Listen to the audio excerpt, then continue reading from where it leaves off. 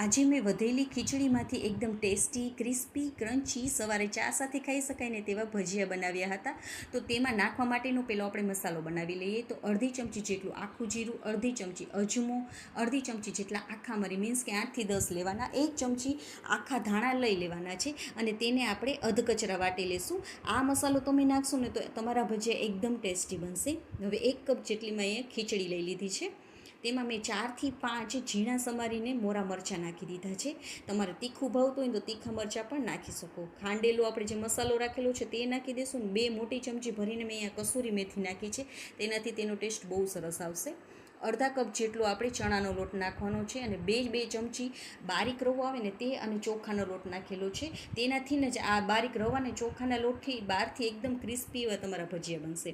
જરૂર મુજબ મીઠું નાખીશું, કારણ કે આપણે ખીચડીમાં પણ નાખેલું છે. થોડી હળદર અને અડધી ચમચી જેટલો લાલ મરચાંનો પાવડર નાખી દેવાનો છે.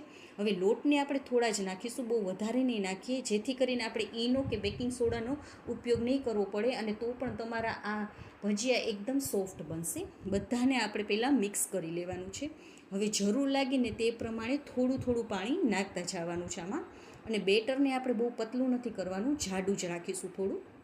તો થોડું થોડું પાણી નાખતા જશું અને તેનું બેટર બનાવી લઈશું. તો બેટર તૈયાર છે. તો હવે આપણે આમાં અડધા લીંબુનો રસ નાખી દેવાનો છે. મારે અહીંયા લીંબુ થોડું મોટું હતું ને માટે મેં અડધું નાખ્યું છે. જો તમારે નાનું હોય ને તો આખું નાખી દેજો.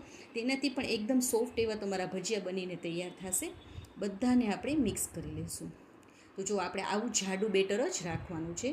હવે તેલને આપણે ગરમ કરી લઈશું. ગેસની ફ્લેમને મીડિયમ કરી જેટલા તમારે ભજીયા પાડવા હોય ને તેટલા તમારે નાના મોટા એવા પાડી લેવાના છે. જેટલા તવીમાં સમાય ને તેટલા નાખી દેવાના. હવે 2 થી 3 મિનિટ બિલકુલ પણ ટચ નહીં કરીએ. ગેસની ફ્લેમને પૂરી પ્રોસેસમાં મીડિયમ જ રાખીશું. 2 થી 3 મિનિટ થાય ને પછી જ આવી રીતે આ ચમચી વડે આગળ પાછળ કરતા જવાનું અને ગોલ્ડન કલર થાય ને ત્યાં સુધી આપણે આ ભજીયાને કરી લેવાના છે. તો જો એકદમ સરસ એવા આપણા ભજીયા બનીને તૈયાર છે. અને ગેસની ફ્લેમને પૂરી પ્રોસેસમાં મીડિયમ રાખવાની, જેથી કરીને અંદર સુધી તમારા ભજીયા એકદમ સરસ એવા ચડી જશે અને બહારથી એકદમ ક્રિસ્પી અને ક્રન્ચી બનશે. કારણ કે આપણે ચોખાનો લોટ અને રવો નાખ્યો છે ને તેનાથી એકદમ ક્રિસ્પી એવા તમારા ભજીયા બનીને તૈયાર થાય છે. તો આવી જ રીતે તમારે બધા ભજીયાને તળી લેવાના છે.